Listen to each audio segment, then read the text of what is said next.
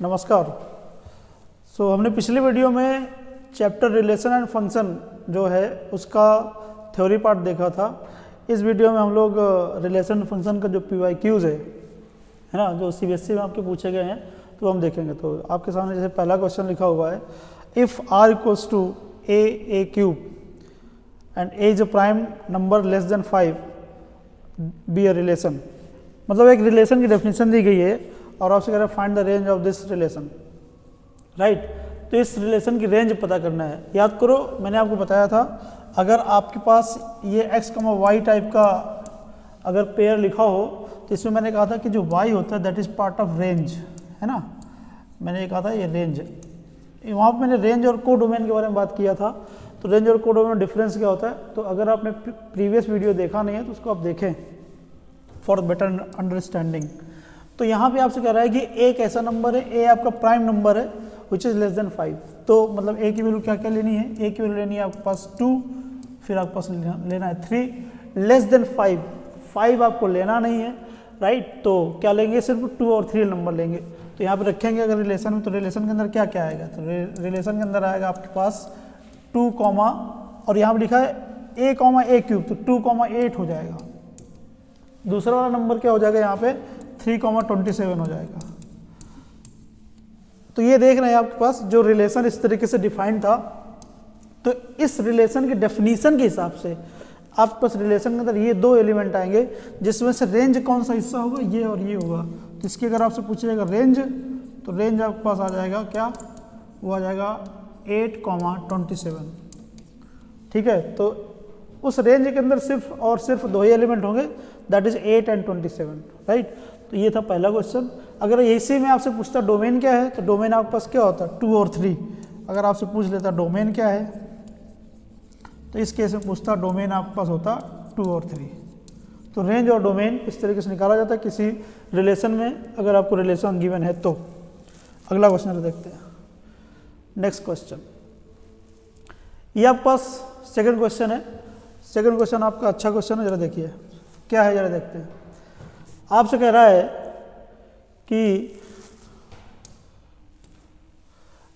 है कि let R be the equivalence relation in the set. एक सेट दिया गया है a equal to 0, 1, 2, 3, 4, 5 given by r equals to a, b 2 divides a minus b, right the equivalence class of 0, right. आपसे कह रहा है कि ये जो रिलेशन गिवन है, ये रिलेशन आपके पास इक्विवेलेंस रिलेशन है। इक्विवेलेंस रिलेशन क्या होता है, मैंने आपको बताया है कि एक रिलेशन को इक्विवेलेंस तब बोलेंगे जब वो रिलेशन कैसा हो, जब वो रिलेशन आपका रिफ्लेक्सिव हो, ठीक है, और वो रिलेशन सिमेट्रिक भी हो, सिमेट्रिक, और वो रिलेशन आपका ट्रांजिटिव भी हो। अगर किसी रिलेशन के अंदर ये सारी प्रॉपर्टीज पाई जाती हैं तो वो रिलेशन क्या कहलाएगा, रिफ्लेक्सिव, सिमेट्रिक और ट्रांजिटिव कहलाएगा। आपसे कह रहा है कि आर भी इक्विवेलेंस रिलेशन, आपसे पहले ही बोल दिया कि आर एक इक्विवेलेंस रिलेशन है, तो कह रहा है 0 की इक्विवेलेंस क्लास बतानी है। तो इक्विवेलेंस क्लास क्या होता है बेसिकली, वो आप जो थ्योरी वाला वीडियो उसको आप देखेंगे तो आपको क्लियरिटी आएगी। तो मेरे कहने का मतलब 0 का इक्विवेलेंस क्लास कैसे निकालेंगे, तो 0 की इक्विवेलेंस क्लास के अंदर वो सारे एलिमेंट आएंगे जो 0 के साथ रिलेशन में होंगे। 0 के साथ रिलेशन का मतलब क्या है, 0 माइनस a करने से, 0 माइनस वो नंबर करने से क्या होना चाहिए, डिविजिबल बाई 2 होना चाहिए। तो 0 का अगर आप 0 के साथ डिफरेंस निकालेंगे तो वो 2 से डिविजिबल होगा, और 0 का अगर आप 2 के साथ डिफरेंस निकालेंगे तो वो भी क्या होगा, 2 से डिविजिबल होगा। और 0 के साथ अगर आप 3 नहीं, अगर आप 3 लेंगे तो 2 से डिविजिबल नहीं होगा। 0 से अगर आप 4 लेंगे तो 0 और 4 का डिफरेंस जो आएगा वो 2 से डिविजिबल होगा। तो आप देख रहे हैं 0 के साथ जो रिलेशन में होंगे वो सिर्फ 3 एलिमेंट होंगे, एक 0 तो खुद होगा, एक 2 होगा और एक 4 होगा। इसके अलावा इस सेट के अंदर जो सेट आपको दिया गया है 1, 2, 3, 4, 5, ठीक है, इस सेट के अंदर इन 3 एलिमेंट्स के अलावा 0 के साथ कोई भी रिलेशन में नहीं होगा। तो ये कहलाती है 0 की equivalence class, right. I hope you got the point.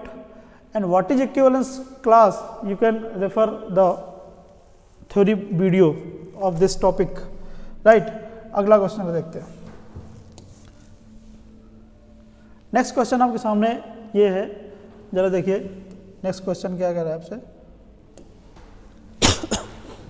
कह रहा है कि एक सेट दिया गया ए 1 2 3 और दूसरा सेट दिया गया B 4 5 6 7 और कह रहा है F एक रिलेशन है या फंक्शन है, कह रहा है 1,4 2,5 3,6 is a function from A to B, right. एक सेट डिफाइंड है F इक्वल टू 1,4 2,5 3,6 और आपसे कह रहा है ये एक फंक्शन है from A to B, state whether F is 1 1 or not. मैंने आपको बताया था कि 1 1 क्या होता है, 1 1 वो फंक्शन होता है, ठीक है। जैसे मान लीजिए दो सेट यहाँ पे लिखे हुए हैं, दो सेट यहाँ पे हैं, यहाँ पे जो एलिमेंट होगा उसका सिर्फ एक ही प्री इमेज होना चाहिए, मतलब कोडोमेन के अंदर से हर एलिमेंट का जो प्री इमेज हो, सिर्फ एक ही प्री इमेज हो, तो इस तरीके के एलिमेंट को, इस तरीके के फंक्शन क्या बोलते हैं, 1 1 बोलते हैं। तो आप अगर यहाँ पे देखोगे तो आपके पास फंक्शन जो डिफाइंड है वो क्या डिफाइंड है, डिफाइंड आपके पास है 1,4 मतलब 1 की इमेज, 4 का प्री इमेज सिर्फ क्या है 1 ही है। फिर आपके पास क्या लिखा है 2,5 आप देख रहे हैं, 5 का प्री इमेज सिर्फ एक ही है और फिर आपके पास लिखा 3,6 और 6 का प्री इमेज भी सिर्फ एक ही है। तो हर एलिमेंट के प्री इमेज कितने हैं, सिर्फ एक ही एक प्री इमेज है, तो इसलिए सेट कैसा हो गया, इस बार ये फंक्शन कैसा हो गया, ये फंक्शन आपके पास हो गया 1 1, right. So this is how we identify whether this function is 1 1 or not. आपको 1 1 प्रूव करने के लिए मैंने कहा था कैसे प्रूव करते हैं। अगर आपको फंक्शन 1 1 प्रूव करना हो तो वहाँ पे आप लेके चलते थे fx1 इक्वल टू fx2, और अगर ये लेके चलने से और आपके पास क्या आ जाए x1 इक्वल टू x2 अगर आपके पास आ जाए तो आप कहेंगे फंक्शन क्या है, फंक्शन 1 1 है। लेकिन यहाँ पे तो आपके पास ऑलरेडी फंक्शन की डेफिनेशन दी नहीं गई है, सिर्फ फंक्शन इस तरीके से डिफाइंड है 1,4 2,5 और 3,6। तो यहाँ से ये बात पता चलती है कि 4 की प्री इमेज सिर्फ एक ही है और 5 की प्री इमेज भी एक है और 6 की प्री इमेज भी एक है, इसलिए सारे एलिमेंट के प्री इमेज सिर्फ एक है, तो इसलिए फंक्शन क्या है 1 1 है। इस तरीके से आप 1 1 को आइडेंटिफाई करेंगे function is 1 1 or not. Let us move to the next question. आपके सामने ये क्वेश्चन स्क्रीन पर है, आप जरा देखिए। आप लोग भी क्वेश्चन को अटेम्प्ट कर सकते हैं, वीडियो पॉज कर लीजिए, क्वेश्चन अटेम्प्ट कर सकते हैं, फिर आप क्वेश्चन सही है कि नहीं सही है फिर आगे इस वीडियो में सॉल्यूशन देख सकते हैं। आपके पास एक सेट डिफाइंड है R x, y such that x + 2y = 8 is a relation on set n यहाँ पर नेचुरल नंबर है, then the right the range of the R, ठीक है। जो आपके पास रिलेशन R है उसकी रेंज लिखनी है। तो फिर से आपके पास जो नेचुरल नंबर पे रिलेशन डिफाइंड है, रिलेशन क्या है, रिलेशन आपके पास है x + 2y = 8 और आपको ये बात पता है कि x और y दोनों ही कहाँ बिलोंग करते हैं, नेचुरल नंबर बिलोंग करते हैं। इसका मतलब यही होता है, राइट, कि रिलेशन ऑन n का मतलब ये हुआ कि जो x और y लोगे दोनों ही कहाँ से बिलोंग करेंगे, नेचुरल नंबर से बिलोंग करेंगे। तो क्वेश्चन को अगर आप ध्यान से देखोगे तो यहाँ पे क्या होता है कि जो x होता है x y का प्री इमेज होता है और y क्या होता है, y इमेज होता है। तो आपके पास पहले x होगा तब आपके पास y निकल के आएगा, राइट। तो आप क्या करेंगे, रखिए जरा, जब आप x = 1 रखोगे, x = 1 रखोगे तो क्या निकल के आएगा उस रिलेशन में, कौन सा रिलेशन, x + 2y = 8 है। x = 1 रखोगे क्या आएगा आपके पास, यहाँ पे 1 आएगा, 2y = कितना हो जाएगा 8 हो जाएगा, तो 2y = आ जाएगा 7, तो y = आ जाएगा 7/2, ठीक है। 7/2 क्या नेचुरल नंबर है क्या, नहीं है, तो इसलिए ये रिलेशन 1 के लिए डिफाइंड नहीं है, तो आप x = 1 आप नहीं ले सकते, ठीक है। अब आते हैं x = 2 लेते हैं, x = 2 लिया तो क्या हो जाएगा, ये इसी रिलेशन में x + 2y = 8 लिखा हुआ है, यहाँ पे रखेंगे x = 2 तो 2 रख दिया, तो 2 + 2y = हो गया 8, तो 2y = हो गया 6, तो y = आ गया 3। तो आपके पास आपने देखा x = 2 एक नेचुरल नंबर है और x = 2 रखने से 2 की इमेज क्या बन रही है, 3 बन रही है इस रिलेशन के अकॉर्डिंग, तो इसलिए यहाँ पे 2,3 रिलेशन में आएगा, मतलब इस सेट के अंदर होगा। क्या x = 3 ले सकते हैं क्या, लीजिए जरा, जब आप x = 3 लोगे तो क्या हुआ, x = 3 लेंगे तो 3 + 2y = कितना हो जाएगा 8 हो जाएगा, तो 2y = 5 आ जाएगा, तो y की वैल्यू कितनी आ जाएगी 5/2 आ जाएगी। Again it is not natural number, तो इसलिए x = आप 3 भी नहीं ले सकते। क्या x = 4 ले सकते हैं, आंसर इज यस, लीजिए x = 4, x + 2y मतलब 4 + 2y = 8 हो जाएगा, तो 4 उधर जाएगा, तो 2y = 8, तो y की वैल्यू आ जाएगी 4, तो 4 भी इस रिलेशन के अंदर आएगा, राइट। क्या x = 5 ले सकते हैं क्या, आंसर इज नो, क्योंकि अगर यहाँ 5 लोगे तो 5 उधर जाएगा तो 2y = 3 आ जाएगा, तो y = फिर से आपके पास नेचुरल नंबर नहीं होगी, तो x = 5 नहीं ले सकते। क्या 6 ले सकते हैं क्या? आंसर इज यस, 6 ले लीजिए। 6 लेंगे तो इधर पे कितना आ जाएगा, इधर पे 1 आ जाएगा, करके देख लीजिए। फिर क्या 7 लेंगे? नहीं लेंगे। क्या 8 लेंगे? अगर 8 लोगे तो यहाँ पे क्या हो जाएगा, 8 + 2y = 8 हो जाएगा, तो 2y = 0 आ जाएगा, तो y की वैल्यू क्या आ जाएगी, 0, और जो कि 0 नेचुरल नंबर नहीं है। इसलिए इस सेट के अंदर जो आपके पास रिलेशन डिफाइंड है इस तरीके से, इस रिलेशन के अंदर सिर्फ और सिर्फ 3 एलिमेंट आएंगे। कितना आएगा? एक आएगा 2,3, एक आएगा 4,4, एक आएगा 6,1। ठीक है, तो 2,3, 4,4, 6,1, इसमें आपके पास रेंज का हिस्सा क्या है? रेंज का हिस्सा आपके पास ये वाला पोर्शन जो कहलाएगा 3, 4, 1, ये कहलाएगा रेंज, और 2, 4, 6 क्या कहलाएगा, ये कहलाएगा डोमेन। तो 3, 4, 1 is the part of range, and is the part of range नहीं, 3, 4, 1 इज द रेंज, है ना। पार्ट ऑफ रेंज का मतलब नहीं है, यही सिर्फ रेंज है, इसके अलावा इसमें कुछ है ही नहीं रेंज में, राइट। तो this is what is the solution of this question. I hope you got this problem. Now let us move to the next question, right? देखिए ये क्वेश्चन आपके सामने है, जरा क्वेश्चन में ध्यान से समझिए। यहाँ पे एक विशेष टाइप के फंक्शन के बारे में बात की जा रही है। एक फंक्शन है सिग्नम फंक्शन, ठीक है। सिग्नम फंक्शन कुछ इस तरीके से होता है कि f(x = 1) होता है फॉर ग्रेटर देन 0। अगर आपके पास x ग्रेटर देन 0 है तो f(x) की वैल्यू क्या होती है, 1 होती है। अगर आपके पास x = 0 है तो फंक्शन की वैल्यू होती है 0। अगर आपके पास x की वैल्यू लेस देन 0 है तो फंक्शन की वैल्यू होती है -1। इसको आप इस तरीके से भी लिख सकते हैं, कैसे, f(x) = कैसे लिख सकते हैं, x/mod of x when x does not equal to 0, और लिख सकते हैं 0 when x = 0। इस फंक्शन को कहते हैं सिग्नम फंक्शन। क्या कहलाता है ये कहलाता है सिग्नम फंक्शन। आप इसको ऐसे भी लिख सकते हैं, f(x) = 1 या -1 when x is less than 0, 0 when x = 0, और 1 when x is greater than 0। दो तरीके के नोटेशन से इस फंक्शन को लिखा जा सकता है। सिग्नम फंक्शन इसका नाम है, और आपसे कह रहा है कि इज नाइदर 1 नॉर ऑन 2। और ये जो फंक्शन डिफाइंड है, फंक्शन कहाँ से कहाँ तक डिफाइंड है, फंक्शन डिफाइंड है from real number two real number. कह रहा है ना तो ये 1 है और ना ही ऑन 2 है। देखिए 1 के लिए मैंने आपको क्या बताया, 1 के लिए मैंने ये बताया कि जो सेट है बी पार्ट, बी में जो सेट है, दूसरी तरफ जो सेट होता है, जैसे यहाँ पे दूसरी तरफ सेट क्या है, रियल नंबर ही है, तो रियल नंबर के हर एलिमेंट का प्री इमेज सिर्फ एक ही हो तो उसको हम क्या कहेंगे, 1 कहेंगे। ठीक है, तो देखते हैं हम जरा। आप जरा इस फंक्शन को ध्यान से देखिए, ये फंक्शन सिर्फ और सिर्फ 3 वैल्यूज देता है। कौन कौन सी? एक देता है -1, एक देता है 0, एक देता है 1। ये फंक्शन सिर्फ 3 वैल्यू देता है, इसके अलावा कोई वैल्यू नहीं देता है।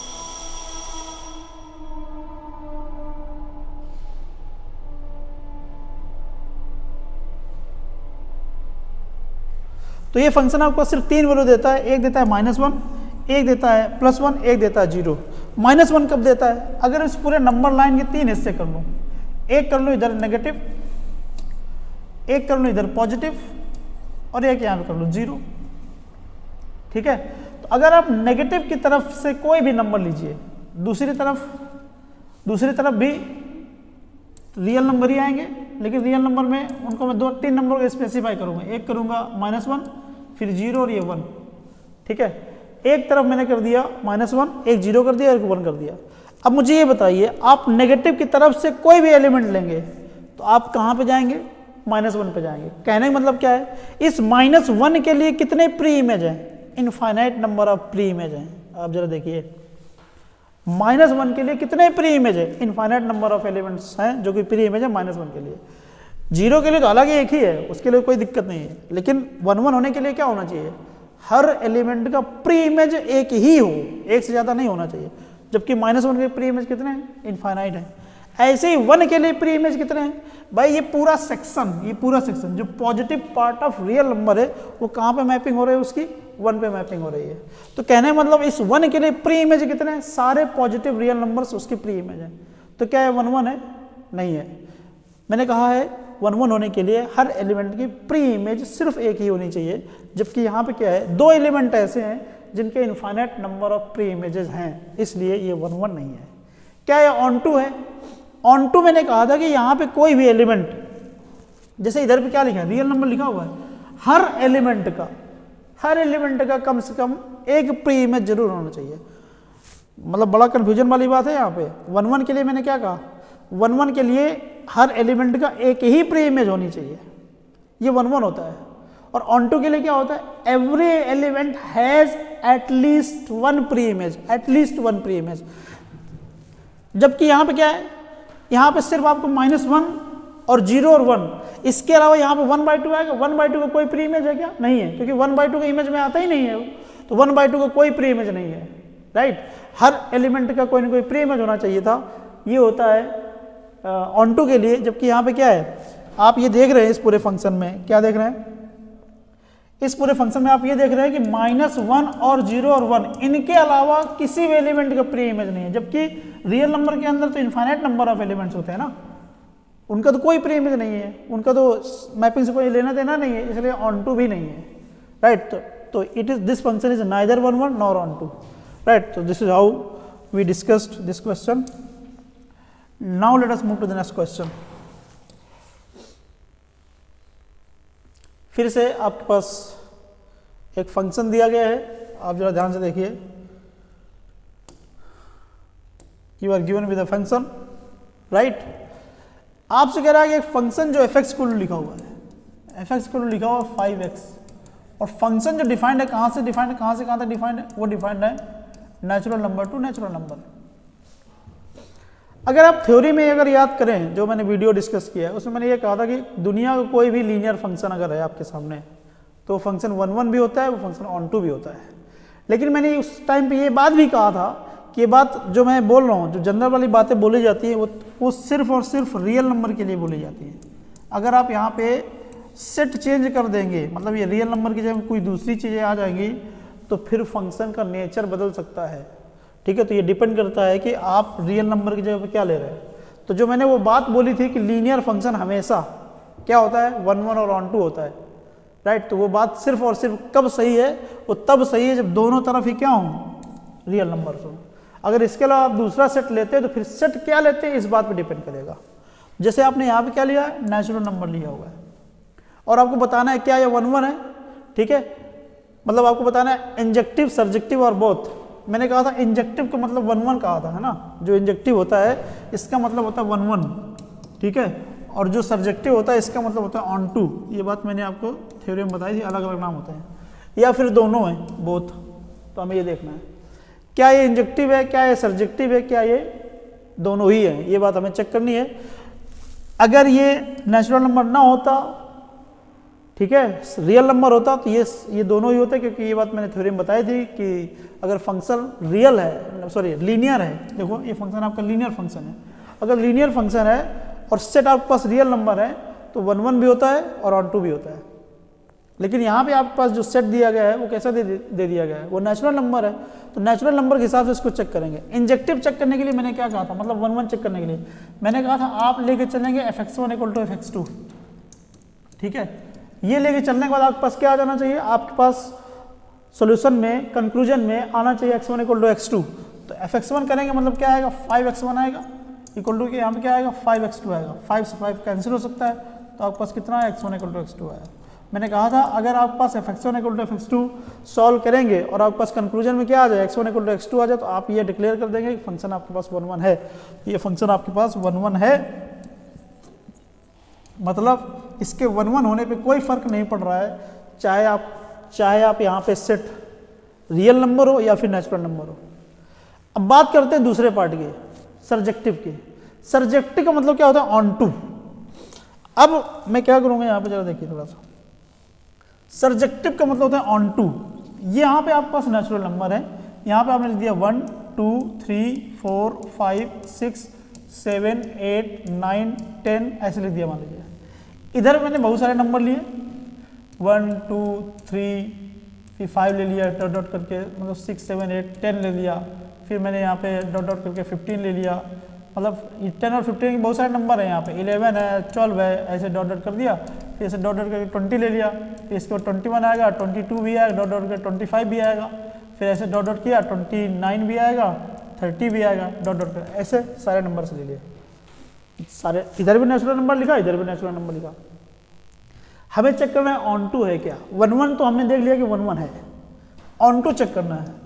आपके पास फंक्शन जो है 5x है, मतलब यहाँ से एलिमेंट उठाना है और 5 को मल्टीप्लाई करना है, वो जैसे 5 को मल्टीप्लाई करो तो वो इस सेट में आ जाएगा। तो आपने 1 लिया, जैसे 1 लिया तो इस सेट की इमेज 1 पे कहाँ पहुँच गई, 5 पे पहुँच गई, ठीक है। ऐसे 2 लिया तो फिर कहाँ पहुँच गए हम लोग, 10 पे पहुँच गए। ऐसे 3 लिया तो कहाँ पहुँच गए, 15 में पहुँच गए। 4 लिए तो कहाँ पहुँच जाएंगे, 20 में पहुँच जाएंगे। 5 लेंगे कहाँ पहुँच जाएंगे, 25 में पहुँच जाएंगे, ठीक है। तो यहाँ पे हर एलिमेंट का कोई ना कोई यहाँ पे एक इमेज मिल जा रहा है। लेकिन ऑन टू होने के लिए क्या है, ऑन टू होने के लिए होता ये कि जो इधर वाला कोडोमेन वाला हिस्सा है, कोडोमेन वाला हिस्सा है। हालांकि एक चीज मैंने और बताई थी ऑन टू होने के लिए कि कोडोमेन जो है रेंज के इक्वल आ जाएगा तो वो ऑन टू हो जाएगा। तो इसकी अगर आप रेंज पता करोगे तो रेंज क्या आती है, रेंज आती है 5 आती है, रेंज आती है आपके पास 10, फिर आपके पास 15 आएगी, मतलब 5 की टेबल टाइप की आपके पास आ जाएगी रेंज। क्या रेंज जो है कोडोमेन के इक्वल है, आंसर इज नो। तो ये फंक्शन ऑन टू नहीं है, ठीक है। ये तो एक तरीका हो गया कि रेंज कोडोमेन के इक्वल नहीं है इसलिए फंक्शन ऑन टू नहीं है। दूसरा आप तरीका ये भी आप देख सकते हैं, 1 का कोई प्री इमेज नहीं है, 2 का कोई प्री इमेज नहीं, मतलब 2 यहाँ पे खाली बैठा है, 1 खाली बैठा है, 4 खाली बैठा है, इसका कोई प्री इमेज नहीं है। जबकि ऑन टू होने के लिए क्या होता है, हर element, every element in codomain has at least 1 pre image in domain. जबकि यहाँ पे 1 और 2 और 3 यहाँ पे ऐसे एलिमेंट हैं जिनका कोई भी प्री इमेज नहीं है। बहुत सारे एलिमेंट्स हैं, 11 भी है, 12 भी है, 6 भी है, 7 भी है, राइट। अगर एक भी एलिमेंट ऐसा मिलता है जिसका कोई प्री इमेज ना हो तो फंक्शन ऑन टू नहीं होता है, ठीक है। तो यहाँ पे हम कह देंगे फंक्शन ऑन टू नहीं है। तो हमने ये कंक्लूड किया कि this function is injective but not surjective.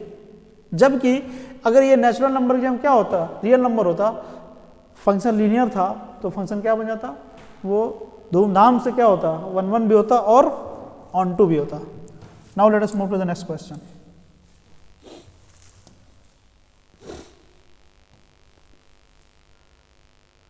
See this question number 7.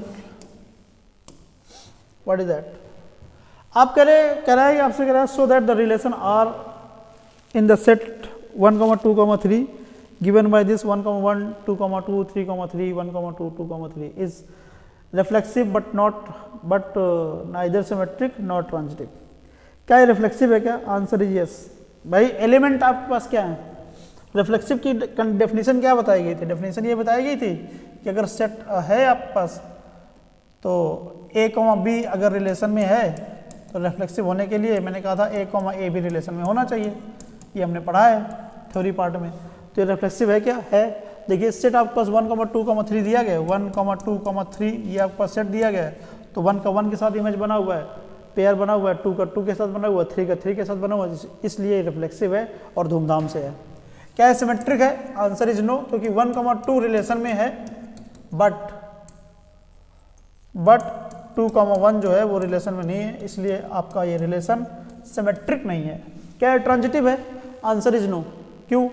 Transitive होने के लिए क्या कंडीशन होती है, जैसे 1, 2 रिलेशन में है, बिल्कुल धूमधाम से है, 2, 3 रिलेशन में है, ये भी धूमधाम से है। अगर 1, 2 रिलेशन में है, 2, 3 रिलेशन में है, लेकिन 1, 3 क्या रिलेशन में है? Answer is no, this is not in the relation, so this is not transitive. So this relation is reflexive but not symmetric and transitive. ठीक है, तो एक चीज जरा याद रखना, कभी भी अगर आपको नेगेशन प्रूव करना है, मतलब जैसे सिमेट्रिक नहीं है ये प्रूव करना है, या रिफ्लेक्सिव नहीं है ये प्रूव करना है, या ट्रांजिटिव नहीं है ये प्रूव करना है, इस क्वेश्चन में आपको दो चीजें नेगेशन में प्रूव करनी थी, एक सिमेट्रिक है एक ट्रांजिटिव, इनको नेगेशन प्रूव करना था। मतलब ये सिमेट्रिक नहीं है, ट्रांजिटिव नहीं, ये आपको प्रूव करना है। तो जब भी आपको नेगेशन में प्रूव करना हो तो आप ये ध्यान रखेंगे, you have to produce an example which support the negation of that fact. ठीक है, जैसे मैंने सिमेट्रिक के लिए देखा तो सिमेट्रिक के लिए मैंने एक यहाँ से सेट के अंदर से एक मतलब एग्जाम्पल निकाला जो कि सिमेट्रिसिटी की प्रॉपर्टी को होल्ड नहीं करता है। तो एक भी एग्जाम्पल अगर ऐसा मिल जाता है तो हम कह देते हैं सिमेट्रिक नहीं है। लेकिन अगर ये चीज़ आपको प्रूफ करना हो तो उसके लिए आपको एग्जाम्पल की जरूरत नहीं होती। जैसे यहाँ पे ये बात प्रूफ करनी थी, ठीक है, तो आपने यहाँ पे लिखा ए कॉमा बी रिलेशन में, तो ए कॉमा ए भी रिलेशन में। यहाँ पे आपने एग्जाम्पल नहीं दिया, हाँ देखो यहाँ पे सेटिस्फाई कर रहा है, ऐसा नहीं है, ऐसा आपको नहीं करना है। जब प्रूफ करना हो तो आप कुछ मतलब प्रूफ करेंगे बिल्कुल लॉजिकल तरीके से। जब आपको नेगेशन प्रूफ करना हो तो आप just you have to produce an example कि देखिए यहाँ पे ये बात सेटिस्फाई नहीं होती है, इस बिहाफ पे हमने बोल दिया कि ये वाली प्रॉपर्टी सेटिस्फाई नहीं करता है, ठीक है। तो ये बात आप विशेष ध्यान रखिएगा जब आप एग्जाम में क्वेश्चन हैंडल कर रहे हो। आगे जरा देखिए नेक्स्ट क्वेश्चन। फिर से आपके पास एक रिलेशन है आपके सामने, जरा ध्यान दीजिए। आपको एक रिलेशन डिफाइन किया गया है ए और बी में। सेट ए को लिखा हुआ है आर माइनस थ्री, मतलब रिलेशन जो रिलेशन नहीं, यहाँ पे आर है, ये आर मतलब रियल नंबर है, तो रियल नंबर में से 3 हटा दिया गया है, तो दैट सेट बिकम्स ए। और जो सेट बी है उस सेट बी में क्या किया है कि सेट रियल नंबर में से 1 माइनस कर दिया गया है, ठीक है, दैट सेट बिकम्स बी। और एक फंक्शन डिफाइन है from the set A to B, ठीक है, एक फंक्शन आपके पास है वो ए टू बी है। डिफिनेशन क्या है? डेफिनेशन ये है कि एफ एक्स इक्वल टू क्या है आपके पास, एफ एक्स इक्वल टू आपके पास है X minus two upon X minus three, ठीक है, for all X belongs to A so that the function is bijective. देखिए बाइजेक्टिव होने का मतलब क्या होता है, बाइजेक्टिव होने का मतलब क्या है, बाइजेक्टिव होने का मतलब ये फंक्शन आपके पास क्या होना चाहिए, 1 1 होना चाहिए, और फंक्शन आपके पास क्या होना चाहिए, ऑन टू होना चाहिए। This is what is the meaning of being bijective. अगर कोई फंक्शन 1 1 है और सेम टाइम पे ऑन टू भी है तो ऐसे फंक्शन क्या बोलेंगे, बाइजेक्टिव बोलेंगे। तो ये प्रूव करने के लिए क्या प्रूव करने के, जरा देखिए मैंने कहा था 1 1 प्रूव करने के लिए क्या करना होता है, आपको fx1 इक्वल टू fx2 लेके चलना होता है, और आपके पास क्या आ जाना चाहिए, x1 इक्वल टू x2 आ जाए तो आपके पास फंक्शन क्या हो जाएगा, बाइजेक्टिव हो जाएगा, 1 1 हो जाएगा। तो आप क्या करेंगे यहाँ पे fx1 इक्वल्स टू क्या लेके चलेंगे, fx2 लेके चलेंगे, ठीक है। तो यहाँ पे आपके पास क्या आएगा, x1 minus two upon x1 minus three equals to यहाँ पे क्या आ जाएगा, x2 minus two upon x2 minus three. Cross multiplication करेंगे कितना आएगा यहाँ पे, x1 minus two into x2 minus three equals to x2 minus two into x1 minus three. Multiply करिए जरा, यहाँ क्या आएगा, x1 x2 minus 3x1 minus 2x2 plus 6। इधर पे क्या आएगा, x1 x2 minus 3x2 minus 2x1 plus 6, तो plus 6 x1 x2 x1 x2।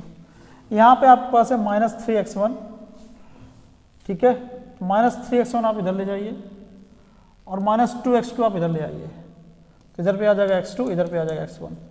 तो आपने क्या देखा यहाँ पे, आपने देखा यहाँ पे ये कि आप यहाँ पे लेके चले थे fx1 इक्वल टू fx2 और आपके पास कंक्लूजन में क्या है, x1 इक्वल टू x2। तो मैंने आपको थ्योरी में ये बात बताई थी कि अगर आप fx1 इक्वल टू fx2 लेके चलें और वहाँ पे आपके पास क्या आ जाए, x1 इक्वल टू x2 अगर आपके पास आ जाएगा तो आप कहेंगे फंक्शन इज 1 1, तो there is no problem of being 1 1, right. अब देखेंगे फंक्शन क्या ऑन टू है क्या, तो कैसे करेंगे जरा देखिए, how will you prove the function is on to.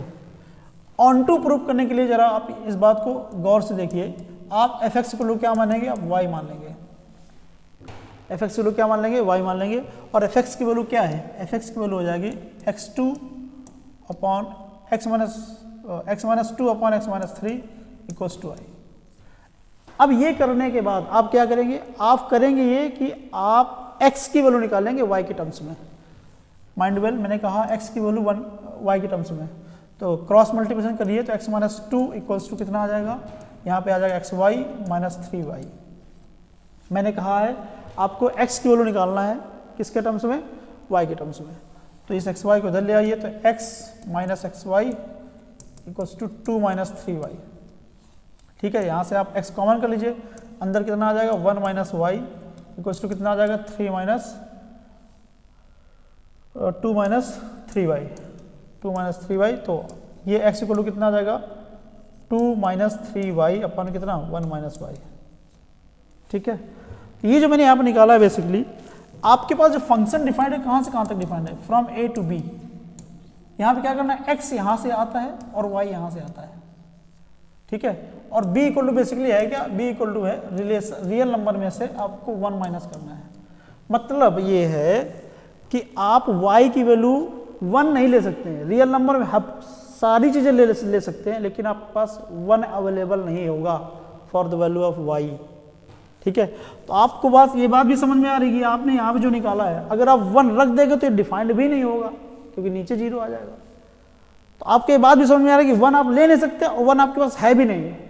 बाकी आप कोई भी y लेंगे फॉर एवरी y मतलब for every element in b there exist x, तो you just place any value of y, यहां से आप कोई भी वैल्यू ऑफ y रखेंगे और y कहां से लिया जाएगा, इस सेट के अंदर से लिया जाएगा। 1 आप ले नहीं सकते हैं और जरूरत भी नहीं हमें यहाँ पे इस फंक्शन के हिसाब से, नीचे वाला 0 होना भी नहीं चाहिए। तो आप y की वैल्यू 1 ले नहीं सकते और 1 के अलावा कुछ भी वैल्यू ले लेंगे तो उस वैल्यू के लिए आपके पास कम से कम एक x जरूर निकल के आ रहा है। तो ये फंक्शन ऑन टू भी है। तो आपने ये देखा this function is onto as well.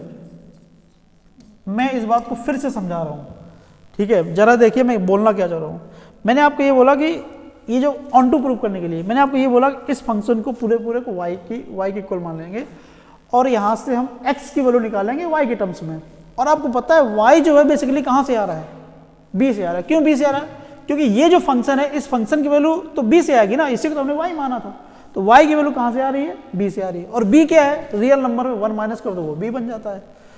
तो आपने देखा, मतलब आपको ये देखना है कि हर y के लिए क्या x है क्या, for every y there exist x, हमें ये देखना है। हमने देखा कि for every y you just place any value of y you will get the x, you just give me y I will give you x। ये फंक्शन ऐसा कह रहा है, राइट। हर y के लिए कोई ना कोई x उधर बैठा है, मतलब हर y के लिए कोई ना कोई प्री इमेज बैठा है। You take any y from the set b you will get x in a, right. So this implies that function is onto. ठीक है, बड़ा ट्रिकी है ऑन टू प्रूव करना। और मैंने आपको जब ये 1 ऑन टू प्रूव करना या जब चैप्टर की शुरुआत की होगी मैंने आपको वहाँ पे बताया होगा कि देखिए रेंज और डोमेन 1 और ऑन टू प्रूव करने का कोई पर्टिकुलर फार्मूला नहीं होता है। उस फार्मूले के अंदर फार्मूले को सेट कर दो फंक्शन को और आपके हाथ में ये बात आ जाएगी कि ये 1 है कि ऑन टू है। हर क्वेश्चन में अलग तरीके से सोचना पड़ेगा। तो ये फंक्शन आपके पास निकल के आया, हमने पीछे देखा था कि 1 था और हमने देखा कि ये फंक्शन ऑन टू भी है।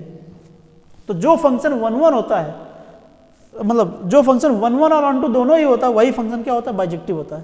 तो दिस फंक्शन इज बाइजेक्टिव। ठीक है, ये फंक्शन बाइजेक्टिव है। फिर लास्ट में इसका एक पार्ट और कह रहा है आपसे, फाइंड एफ इनवर्स एक्स। ठीक है, तो एफ इनवर्स एक्स जब आपने ऑन टू प्रूव कर लिया तो आपके पास एफ इनवर्स एक्स आपके हाथ में होता है। कैसे, जो आपके पास ये आ चुका है ना, आ चुका है, इसको एफ इनवर्स एक्स बोलो और यहाँ पे जहां जहां पे वाई है वहां पे एक्स रख दो। आपके पास f inverse x equal to क्या आ जाएगा, यहाँ पे 2 माइनस 3x अपॉन में 1 माइनस एक्स। ये आपके पास आ गया F inverse x, right. I hope you got the point. इस क्वेश्चन, ये बहुत अच्छा क्वेश्चन है, ठीक है। मेरे ख्याल से जब भी आया होगा ये सारे क्वेश्चन PYQs है, पिछले साल के क्वेश्चन हैं, मोस्टली क्वेश्चन 2023 के ही हैं। ठीक है, तो ये एग्जाम में पूछे गए क्वेश्चन है, ये कम से कम 5 नंबर का क्वेश्चन होगा। ठीक है, सेक्शन डी का क्वेश्चन होगा। ठीक है, इस तरीके से क्वेश्चन आते हैं। सो हमने देखा ये फंक्शन 1 भी है, ऑन टू भी है, तो इस फंक्शन को बाइजेक्टिव बोलते हैं। और जब फंक्शन 1 और ऑन टू हो तो उसका इनवर्स कैसे निकाला जाता है वो मैंने आपको बताया कि इनवर्स ऐसे निकलता है। जब हमने ऑन टू प्रूव कर लिया तो इनवर्स निकालने में कोई दिक्कत नहीं होती, वहाँ पे सीधे वो इनवर्स ही निकल आता है, right. I hope you got the point of this question, right. अगर आपको समझ में नहीं आया तो you can watch this video again and again. Now let us move to the next question.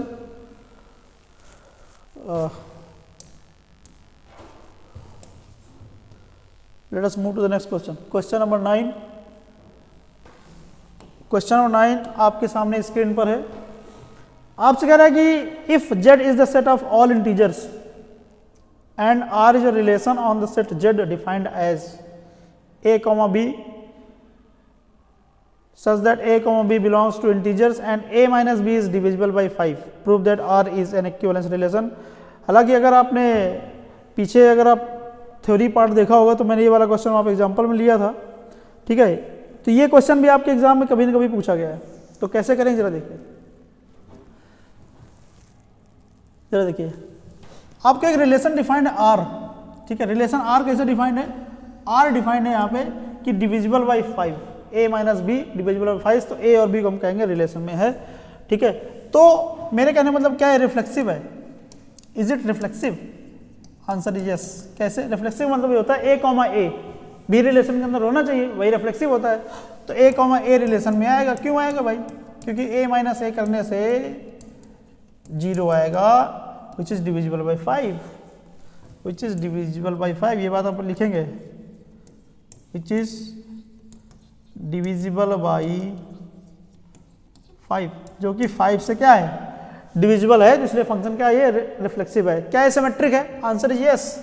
अगर आपके पास a minus B is divisible by 5, is divisible by 5, तो क्या b minus A divisible by 5 नहीं होगा? b minus A is also divisible by 5। यहाँ पे a comma B relation के अंदर है, तभी ये कंडीशन सेटिस्फाई होगी, ये वाली। तो अगर a माइनस बी 5 से डिविजिबल है, डिविजिबल बाई 5, तो आपका b माइनस ए भी 5 से डिविजिबल होगा, है ना। तो this implies that relation is symmetric as well. क्या हो गया आपके पास, ये सिमेट्रिक भी हो गया। क्या ये रिलेशन ट्रांजिटिव है? Answer is yes. कैसे करेंगे जरा देखिए, ये रिलेशन ट्रांजिटिव भी है। तो कैसे ट्रांजिटिव है जरा देखिए, अगर आपके पास x, y रिलेशन में है, ठीक है, और y, z भी रिलेशन में है।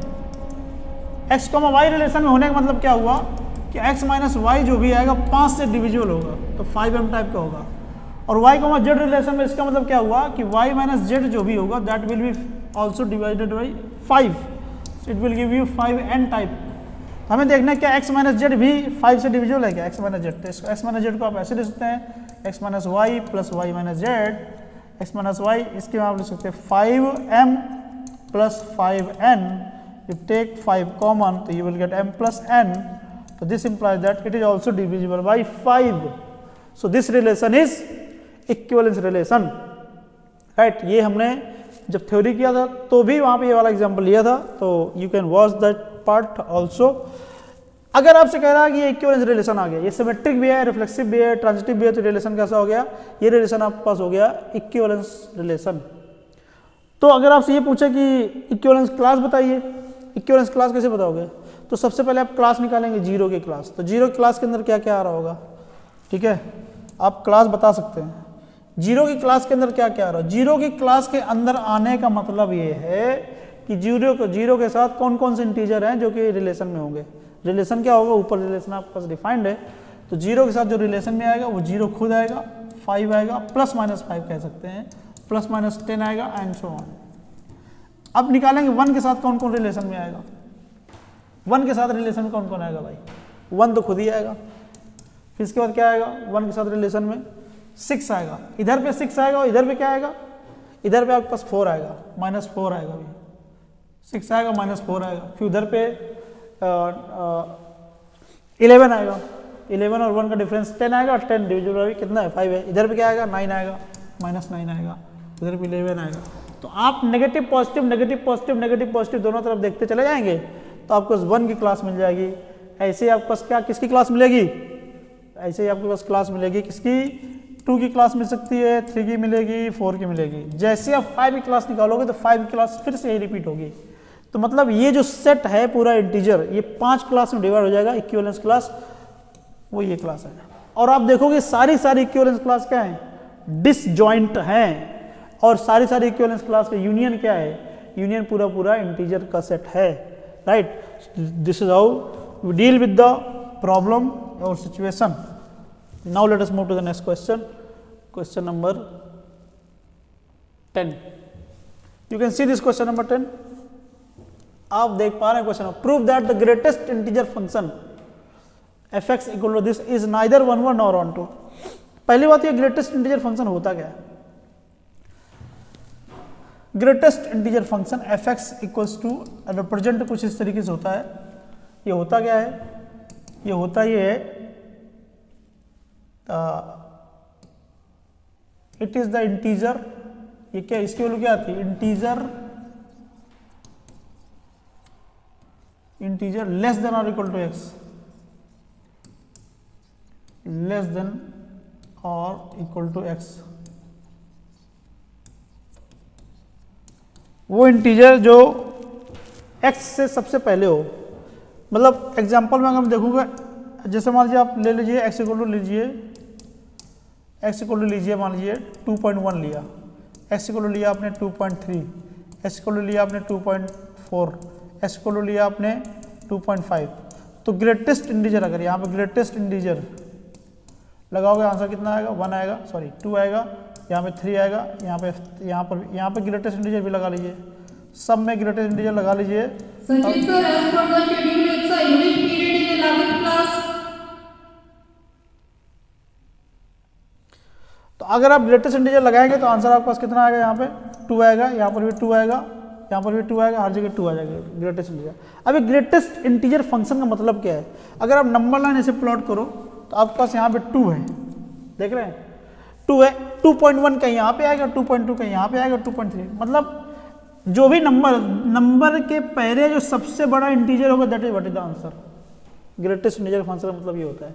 जैसे यही आपके पास यहाँ पे 3 है मान लो, और आपने ले लिया 3.1, 3.2, तो 3.1 के बाद जो सबसे बड़ा इंटीजर है, 3.1 के बाद मतलब पहले, यहाँ पे बाद नहीं है, 3.1 के पहले जो सबसे बड़ा इंटीजर है that is the value of 3.1, greatest integer of 3.1। ठीक, I hope you are getting the things properly. ठीक है, अब जो देखिए, अब कह रहा है कि ये फंक्शन कैसा है, ये फंक्शन आपके पास ना तो 1 है और ना ही ऑन टू है। आपने देख लिया, मैंने कहा था कि अगर आपको निगेशन प्रूव करना हो तो आपको क्या करना होता है, आपको उसके लिए कोई ना कोई एग्जांपल देना होता है। तो जैसे आपने fx को लिखा हुआ है, fx को लिखा ग्रेटेस्ट इंटीजर ऑफ x लिखा हुआ है, तो आपने क्या किया, यहाँ पे x हम 2.1 लिया, तो ग्रेटेस्ट इंटीजर ऑफ 2.1 के पहले जो सबसे बड़ा इंटीजर है वो क्या है, वो 2 है। ऐसे आपने लिया 2.2, तो इसका भी आंसर कितना आएगा, इसका भी आंसर 2 ही आएगा। ऐसे लिया f ऑफ 2.4 लिया, तो कितना आएगा, ये 2.4 इक्वल्स टू कितना आ जाएगा, 2 आ जाएगा। राइट, ये फंक्शन कैसे है, आप देख रहे हैं 2.1 की इमेज भी 2 है, 2.2 की इमेज भी 2 है, 2.4 की इमेज भी 2 है, इसलिए बहुत सारे एलिमेंट की इमेज 2 है, इसलिए फंक्शन क्या है, ये 1 1 नहीं है। राइट, क्या ये ऑन टू है, आंसर इज नो, क्योंकि ये जो फंक्शन है ना, इसका आउटपुट हमेशा क्या रहेगा, output is always integer. Function क्या है, इसका आउटपुट हमेशा क्या रहेगा, एक इंटीजर ही रहेगा। और रिलेशन कहां से कहां तक डिफाइंड है, रिलेशन डिफाइंड है real number two real number. ठीक है, तो मतलब ये कभी भी फ्रैक्शन वैल्यू देगा नहीं, तो यहाँ पे जो फ्रैक्शन वैल्यू है उनका कोई भी प्री इमेज नहीं मिलेगा, क्योंकि वो किसी की वैल्यू आएंगे नहीं। राइट, ये फंक्शन क्या है, ऑन टू भी नहीं है, तो ना फंक्शन ऑन टू है और ना ही 1 1 है। तो आपको यहाँ पे देना पड़ेगा कि क्योंकि this function always gives you an integer, so there is no pre image for fractional value of real numbers. Real number की फ्रैक्शनल वैल्यू के लिए कोई भी प्री इमेज नहीं है, इसलिए ये फंक्शन ऑन टू भी नहीं है। तो ना फंक्शन ये 1 1 है और ना ये ऑन टू है। बड़ा जबरदस्त फंक्शन है, इस फंक्शन को बोलते हैं ग्रेटेस्ट इंटीजर फंक्शन। आगे चलते हैं भाई, नेक्स्ट क्वेश्चन। अब जरा देखिए, ये आपके सामने फंक्शन है, कह रहा है कि ये neither reflexive not symmetric not transitive है ना। ये फंक्शन ना तो रिफ्लेक्सिव है और ना सिमेट्रिक है और ना ट्रांजिटिव है। बड़ा जबरदस्त क्वेश्चन है, तो जरा देखते हैं। मैंने कहा अगर आपको नेगेशन प्रूव करना है तो आपको सिर्फ और सिर्फ एक एग्जांपल देने की जरूरत है। तो एग्जांपल जैसे मैं पहले ही एग्जांपल में अगर लूँ तो यहाँ पे क्या ले सकते हैं, यहाँ पे ले सकते हैं जैसे मैंने लिया 1/2, लेट मी राइट, जैसे आपने लिया 1/2, 1, क्या ये रिलेशन में है कि नहीं रिलेशन है भैया, है। क्यों, क्योंकि 1/2 is less than or equal to B cube, मतलब 1 से छोटा है तो बिल्कुल रिलेशन में है।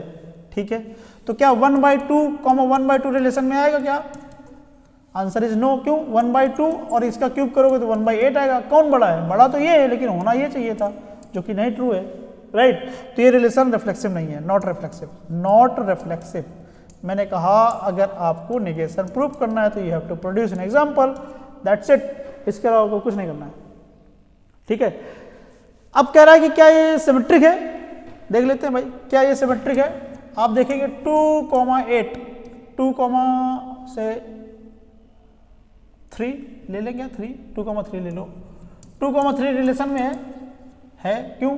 क्योंकि 2 is less than or equal to 27। बिल्कुल सही बात है, ठीक है। क्या 3,2 भी रिलेशन में आएगा? क्या 3,2 भी रिलेशन में आएगा? 3 तो is less than or equal to, हाँ बिल्कुल आएगा भाई। तो आपको ऐसा एग्जांपल लेना है जिसको सेटिस्फाई ना करे। आपको देखना है क्या क्या ये अपना ये रिलेशन सिमेट्रिक है नहीं। तो आपको एक ऐसा एग्जांपल लेना है जो कि सिमेट्रिसिटी को निगेट करता हो, क्योंकि आपको ये बात तो पता ही है ना कि नॉट ना, ये तो आपको प्रूव करना है कि ना तो रिफ्लेक्सिव है, ना सिमेट्रिक, ना ट्रांजिटिव है। तो आपको you have to produce an example in which function is right not reflexive, ये आपको दिखाना है। तो क्या करेंगे जरा देखिए। तो क्या आप ये ले सकते हैं क्या 1/2, 1 रिलेशन में है भाई, ठीक है। तो क्या 1,1 सॉरी हाँ 1,1/2 क्या रिलेशन में आएगा? Is this in the relation? Answer is no. क्यों? 1 और यहाँ कितना आ जाएगा 1/8 आ जाएगा, ठीक है। तो क्या ये छोटा है? कौन छोटा है? ऐसा है क्या? नहीं है। तो ये रिलेशन कैसा है? सिमेट्रिक नहीं है भाई। 1/2 का हमारा रिलेशन में है, बिल्कुल धूमधाम से है, ठीक है। 1/2 अपना रिलेशन में है, बिल्कुल धूमधाम से है। लेकिन क्या 1/2, 1 तो क्या 1,1/2 रिलेशन में है क्या? नहीं है। आपने देखा यहाँ पे ये सेटिस्फाई नहीं कर रहा है, राइट। तो आपने देखा, आपने यहाँ पे एग्जांपल प्रोड्यूस किया जो फंक्शन क्या है, जो फंक्शन रिफ्लेक्सिव नहीं है और सिमेट्रिक भी नहीं है। अब ट्रांजिटिव के लिए एक एग्जांपल आपको प्रोड्यूस करना होगा, ठीक है। Let us proceed for the transitivity. तो ट्रांजिटिविटी के लिए आपको नंबर सर्च करना पड़ेगा, ढूंढना पड़ेगा, है ना, सोचना पड़ेगा, क्योंकि वहाँ पे 3 एलिमेंट लेने पड़ते हैं, एक A, B, फिर B, C और फिर C, A, sorry A, C, ठीक है। तो मतलब ये दोनों रिलेशन के अंदर होने चाहिए और ये नहीं होना चाहिए, ठीक है। तो इसके लिए आपको एक एग्जांपल सर्च करना पड़ेगा। For example I can give you an example, जैसे 3,3/2। 3,3/2 क्या रिलेशन में है? देख लेते हैं भाई। ये इसका क्यूब करो कितना आएगा? ये 27/8 आएगा। 27/8 मतलब क्या? 3 से बड़ा, यस। तो ये 3 से बड़ा है, कोई दिक्कत वाली बात नहीं, रिलेशन में है, ठीक है। अब एक ऐसा कुछ लेना जिसका 3/2 इसके साथ मैच कर रहा हो, और यहाँ पे what can we take, what can we write, we can take 4/3। अब 4/3 जरा देखिए, क्या 1/3/2 यहाँ पे लिखेंगे, 4/3 का क्यूब करेंगे कितना आएगा? ये 64 आएगा। 64 अपान कितना है यहाँ पे? अपान में आ जाएगा 27, ठीक है। ये वैल्यू आपके पास आएगी 1.5। What will be the value of this, है ना, 64/27। क्या ये वैल्यू बड़ी है? 27 से डिवाइड करके जरा देखिए 64 में, हाँ बड़ी है, मतलब ये 2 पॉइंट समथिंग आएगा, है ना। ऑफ कोर्स ये बड़ी है, ये 2 पॉइंट समथिंग आएगा, क्योंकि 27 2 जा कितना होता है 54, तो इसलिए 2 से बड़ी वैल्यू आएगी। तो ये 1 से मतलब ये 1.5 है, ऑफ कोर्स ये वैल्यू बड़ी है, तो ये भी रिलेशन में है ना। अब देखते हैं क्या ये देखते क्या देखते हैं, ए और सी का रिलेशन। ए कितना था? 3 लिया था, इधर पे आपने 3 लिया, इधर पे क्या लिया आपने? इधर पे लिया था 4/3। क्या ये रिलेशन में है? बिल्कुल नहीं है रिलेशन, क्योंकि ये 3 आएगा, इसको आपने देखा था ये 2 पॉइंट समथिंग आएगा, ठीक है। तो ये बड़ा है ही नहीं, है ना, तो ये रिलेशन में आपके पास नहीं है, क्योंकि ये 2 पॉइंट समथिंग आएगा। तो आपने यहाँ पे एग्जाम्पल मतलब रैंडमली बना दिया, एक 3, 3,2 और 3/2, 4/3। आपने ऐसा ये लिया कि ये वाला भी रिलेशन में, ये वाला भी रिलेशन में, ये वाला भी रिलेशन में, और आपने देखा कि इसका पहला वाला और लास्ट वाला रिलेशन नहीं बन पा रहा है, तो इसलिए ये रिलेशन कैसा है? ट्रांजिटिव भी नहीं है। तो आपने देखा ये रिलेशन ना तो सिमेट्रिक है, ना रिफ्लेक्सिव है और ना ही ट्रांजिटिव है। तो जब आपको नेगेशन प्रूव करना हो तो simply you have to give an example which support this statement, right. So this is how we deal with such questions. All right, now let us move to the next question.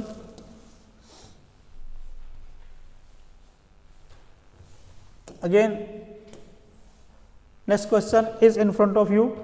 Can I let R defined in the set A equals to एक set दिया गया relation R A comma B, both A and B are either odd or even, so that R is an equivalence relation, hence find the elements of equivalence class 1. हाँ देख लो भाई, अगर आप यहाँ पे R लिखोगे, R कह रहा है कि या तो क्या हो, इवन हो या तो ऑड हो, मतलब 1 का अगर बनाना है आपके पास, क्या 1 का बनाना है, पेयरिंग करनी है, तो 1,1 खुद आएगा, 1,3 आएगा, 1,3 आएगा तो 3,1 भी आएगा, 1,5 आएगा 1,5 तो 5,1 भी आएगा, फिर 1,6 नहीं आएगा, 1,7 आएगा और 1,7,1 भी आएगा, है ना। ऐसे आपके पास 2,2 आएगा, 2,4 आएगा तो 4,2 भी आएगा और आपके पास 2,6 भी आएगा, 6,2 भी आएगा, ठीक है। और 7 के साथ बनेगा नहीं, 3 का बनेगा 5 के साथ तो 3,5 और 3,3 of course and 5,3 as well, 3,7 as well, 7,3 as well. ऐसे 5 के लेंगे तो 5,7 आएगा, यस, 5,5 भी आएगा, 5,7 भी आएगा और 5,7 यस ऑफ कोर्स, तो उसके अलावा 7,5 भी, ठीक है। 7 का लेंगे तो 6 का लेंगे तो 6,6 ही आएगा और 7 का लेंगे तो 7,7 ही आएगा। आप देख रहे हैं कि रिफ्लेक्सिव है, सब रिफ्लेक्सिव इसलिए क्योंकि अगर ए, भाई ए या तो इवन होगा तो इवन हो जाएगा और अगर ऑड होगा तो ऑड हो जाएगा, तो रिफ्लेक्सिव है, कोई दिक्कत वाली बात नहीं। अगर ए, बी मान लीजिए रिलेशन में है तो बी, ए भी रिलेशन में होगा। क्यों रिलेशन में होगा? क्योंकि अगर ए, बी रिलेशन में, इसका मतलब क्या हुआ, ए और बी या तो दोनों ऑड है या फिर दोनों इवन है, तो बी, ए उसका नेचर थोड़ी चेंज हो जाएगा, सिर्फ आपने जगह बदल दी है तो नेचर थोड़ी चेंज हो जाएगा। नेचर पहले अगर ऑड थे तो अब भी ऑड ही रहेंगे, राइट। तो इसलिए बी, ए भी रिलेशन में आ जाएगा, ठीक है, बी, ए भी रिलेशन में आ जाएगा, इसलिए सिमेट्रिक भी है। क्या ट्रांजिटिव है? यस। ए, बी मान लीजिए रिलेशन में है तो ए, बी रिलेशन में होने का मतलब क्या हुआ, ए और बी क्या होंगे, ये तो ऑड होंगे, ये तो इवन होंगे। मान लीजिए ऑड है तो बी भी ऑड होगा, तो बी का रिलेशन किसके साथ बनेगा, किसी ऑड के साथ बनेगा, तो बी, सी भी रिलेशन मान लीजिए। जब सी और बी रिलेशन में है या बी और सी रिलेशन में, तो बी भी ऑड है, सी भी ऑड है, तो इसलिए ए और सी भी रिलेशन में होंगे। मैंने क्या बताया, चलो देखिए यहाँ पे मैंने कहा ए, बी रिलेशन में है, मैंने कहा बी, सी रिलेशन में है, तो मैंने कहा ए और सी भी रिलेशन में होंगे। ये मेरा क्लेम है, ये इतना मेरा क्लेम है। मैं ये कह रहा हूँ कि ए, बी रिलेशन में है, इसका मतलब ये हुआ कि या तो ए और बी दोनों ऑड होंगे, तो मान लीजिए ऑड होंगे, एक केस लेते हैं ऑड होने का, तो ए और बी दोनों ऑड होंगे। तो जब बी ऑड है तो बी ऑड है तो वो किसके साथ रिलेशन बनाएगा, किसी ऑड के साथ ही बनाएगा। तो इसका ये बात हो गई सी भी ऑड है, जब सी ऑड है तो ए का रिलेशन सी के साथ बनेगा, क्योंकि ए और सी भी ऑड है, इसलिए ए और सी इसके अंदर आ गया रिलेशन के अंदर, तो ट्रांजिटिव भी हो गया। क्या ये अब इवन लेते हैं, ए और बी इवन है, मान लीजिए ए भी इवन है तो बी भी इवन है। जब बी इवन है तो बी किसके साथ रिलेशन बनाएगा, इवन नंबर के साथ ही बनाएगा, तो इसका मतलब सी भी इवन हो गया। जब ए इवन है तो और सी भी इवन है तो ए और सी के बीच में भी रिलेशन आएगा, इसलिए ये भी रिलेशन के अंदर आ गया। तो इसलिए ये रिलेशन कैसा हो गया, सिमेट्रिक भी हो गया, ट्रांजिटिव भी हो गया, रिफ्लेक्सिव भी हो गया, तो सब के सब हो गया। तो आपसे कह रहा है क्या इक्विवेलेंस क्लास है, यस इक्विवेलेंस रिलेशन है। कह रहा है find the equivalence class of 1, 1 का रिलेशन किसके साथ बनेगा, 1 का रिलेशन 1 के साथ बनेगा, 1 का रिलेशन बनेगा 3 के साथ, 5 के साथ, 7 के साथ। तो 1 की इक्विवेलेंस क्लास के अंदर क्या आएगा, 1 3 5 7, बस हो गया आंसर इसका। इसकी इक्विवेलेंस क्लास के अंदर आएगा 1 3 5 और 7, क्योंकि ऑड के साथ ही ये रिलेशन बनाएगा। तो इक्विवेलेंस क्लास के अंदर ये आ जाएगा, 2 ही इक्विवेलेंस क्लास बनेंगी, एक ऑड वाली एक इवन वाली, बस। That is what is the case in this case. Now let us move to the next question. देखिए जरा, आपसे कह रहा है फंक्शन आपके सामने है, कह रहा है ए से बी एक फंक्शन डिफाइंड है, f = 2x both 1 1 and 2, if a = this find the set of b। बिल्कुल चौकस सेट b निकालना है, तो कोई दिक्कत वाली बात नहीं है। आपके पास fx = कह रहा है क्या है, 2x है, ये फंक्शन 1 1 होता है अगर सेट लीनियर लिया गया, सॉरी रियल नंबर लिया गया है तो, क्योंकि फंक्शन लीनियर है, ये बात मैंने आपको थ्योरी में बताई है। लेकिन यहाँ पे तो अलग से सेट ही डिफाइंड है। सेट क्या दिया गया, सेट दिया गया 1 2 3 4, सेट ये दिया गया है, तो मतलब डोमेन ये है, मतलब x की वैल्यू यहाँ से आएंगी, तो b के अंदर क्या क्या आएगा, b के अंदर आएगा, जब आप x की वैल्यू 1 रखोगे तो आंसर आएगा 2, x की वैल्यू 2 रखोगे आंसर आएगा 4, 3 रखोगे 6 आएगा, रखोगे 8 आएगा, तो ये हो गया सेट b। सेट b आपको बताना था 1 1 है, क्योंकि 2 की इमेज 1 की इमेज जाएगी 1 पे, 2 की इमेज जाएगी 4 पे, 3 की जाएगी 6 पे, 4 की जाएगी 8 पे। 1 1 इसलिए क्योंकि हर एलिमेंट की सिर्फ एक ही प्री इमेज है, देखो, और हर एलिमेंट की कम से कम एक प्री इमेज है। हाँ समझो जरा क्या मैंने कहा, हर एलिमेंट की एक प्री इमेज है, और हर एलिमेंट की, ये 1 1 होने की कंडीशन है। कंडीशन क्या है, हर एलिमेंट की एक ही प्री इमेज है, ये 1 1 होने के लिए कंडीशन है। और हर एलिमेंट की कम से कम एक प्री इमेज है, ये ऑन टू होने के लिए प्री इमेज कंडीशन है, तो दोनों कंडीशन सेटिस्फाई हो रही हैं, इसलिए फंक्शन ये 1 1 भी है, ऑन टू भी है। That is what is the discussion of this question. Now let us move to the next question. आगे जरा देखिए question number 14। You can see this question number 14, can you see this? देखिए आप attempt कर सकते हैं अगर आपको अटेम्प्ट करना है तो। कह रहा relation R is defined on the set of real numbers R और आर इक्वल टू दिया गया a, b such that x into y is an irrational number, check whether R is reflexive, symmetric और transitive or not. बिल्कुल जबरदस्त question है। आपको एक relation defined है x, y, ये रिलेशन के अंदर आते हैं, अगर x into y करने से क्या आ जाए, इररेशनल नंबर आ जाए। बहुत सही बात है। आपसे ये कह रहा है कि अगर x, y रिलेशन में है और रिलेशन में है तो इसका मतलब उनका प्रोडक्ट, मतलब x और y का प्रोडक्ट क्या आएगा, एक इररेशनल नंबर ही आएगा। तो अगर ऐसा होता है, इररेशनल नंबर आने की बात होती है, तो वो रिलेशन में आएंगे। तो देखते हैं क्या ये रिफ्लेक्सिव है, देखते हैं। तो एक क्या है ना, जब आप प्रैक्टिस करते हो तो एक आइडिया हो जाता है, मतलब एक फीलिंग्स आने लग जाती है कि फंक्शन रिफ्लेक्सिव होगा कि नहीं होगा। जैसे फॉर एग्जांपल ये मैंने क्वेश्चन देखा तो मुझे फीलिंग आ रही है कि फंक्शन जो है रिफ्लेक्सिव नहीं होगा। कैसे, जरा देखते हैं। आप लीजिए √3, 1, ये रिलेशन में है, बिल्कुल धूमधाम से है। कैसे धूमधाम से? भाई इनका प्रोडक्ट करो, √3 into 1 करो, √3 आएगा, और √3 आपको क्या है, इररेशनल नंबर है। तो इसलिए यही तो रिलेशन है कि अगर दोनों का प्रोडक्ट इररेशनल नंबर है तो वो दोनों नंबर का पेयर जो है वो अपना रिलेशन के अंदर आएगा। बिल्कुल सही बात है। लेकिन क्या √3, रिलेशन में है? क्वेश्चन मार्क, 4-5 क्वेश्चन मार्क लगा दिया इधर। क्या यहाँ पे √3, रिलेशन में? Answer is no. क्यों? क्योंकि √3 और √3 मल्टीप्लाई करो 3 आएगा, और 3 which is not irrational number. वो इररेशनल होना चाहिए, जो कि यहाँ पे क्या आ जाएगा, रैशनल नंबर आ जाएगा। इसलिए ये आपका जो फंक्शन है, ये फंक्शन आपका रिफ्लेक्सिव नहीं है, ये आपने डिक्लेयर कर दिया by giving an example that support the function is not reflexive. क्या सिमेट्रिक है?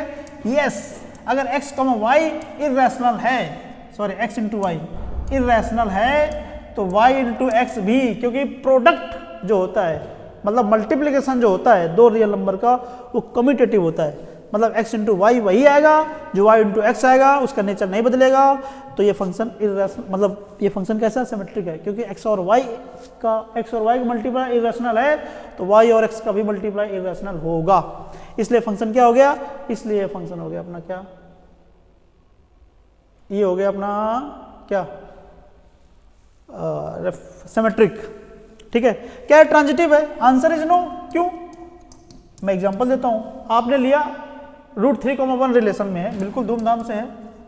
मैंने लिया 1, √3 बिल्कुल रिलेशन में है। मैंने कहा था इसका लास्ट वाला इसका पहला वाला मैच करना चाहिए, मैच कर रहा है, कोई दिक्कत वाली बात नहीं है। क्या √3, √3 रिलेशन में है? आंसर इज नो, क्योंकि हमने यहाँ पे देखा था। बड़ा गजब क्वेश्चन है भाई। तो ये फंक्शन रिफ्लेक्सिव नहीं है, ये फंक्शन सिमेट्रिक है, और ये फंक्शन ट्रांजिटिव नहीं है। रिफ्लेक्सिव नहीं है, इसका मैंने एग्जांपल आपके सामने दिया हुआ है। ट्रांजिटिव है, इसका नहीं है सॉरी, तो इसका भी आपका एग्जांपल आपके सामने दिया हुआ है। और सिमेट्रिक है, जिसको मैंने प्रूव किया हुआ आपके सामने कि सिमेट्रिक नहीं है, सिमेट्रिक है। तो जैसा कि मैंने बताया कि रिफ्लेक्सिव अगर जो चीज़ें हैं तो उसके लिए प्रूफ करना होता है, और जो नहीं है उसके लिए आपको कोई ना कोई एक एग्जाम्पल देना होता है। This is what is the solution of this question. This is as simple as that. Now let us move to the next question.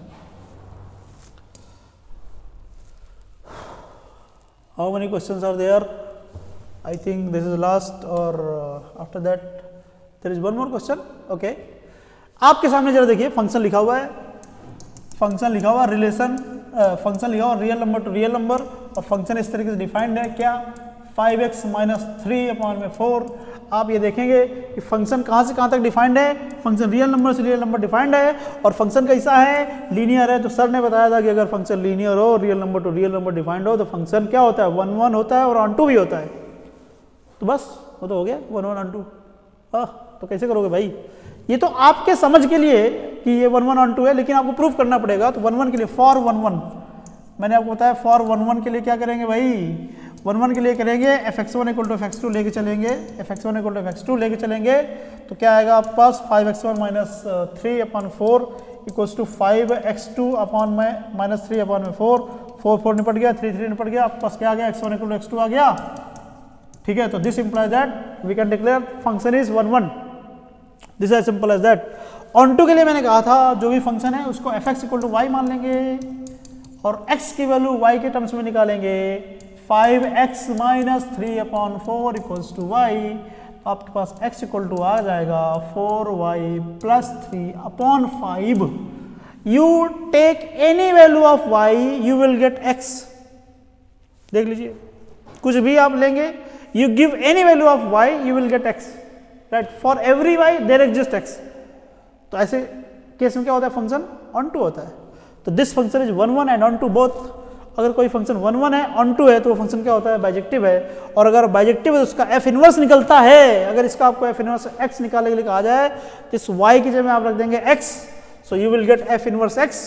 तो let me right f inverse x अगर आपको लिखने के लिए कहा जाए तो that will be 4x + 3/5, that is the case, right. So I hope you got this point of this question. Now let us move to the next question. I believe this is the last question of this session. फिर से एक function दिया गया है, देख रहे हो function दिया गया है, तो इसमें करना क्या है, question is not complete, question is not complete. करना क्या है, check whether, let me complete the function, check whether function is 1 1 or not, check whether function is 1 1 onto or not। क्या है फंक्शन 1 1 onto है, क्या है फंक्शन 1 1 onto, ये आपको चेक करना है। फिर से मैंने कहा 1 1 के लिए for 1 1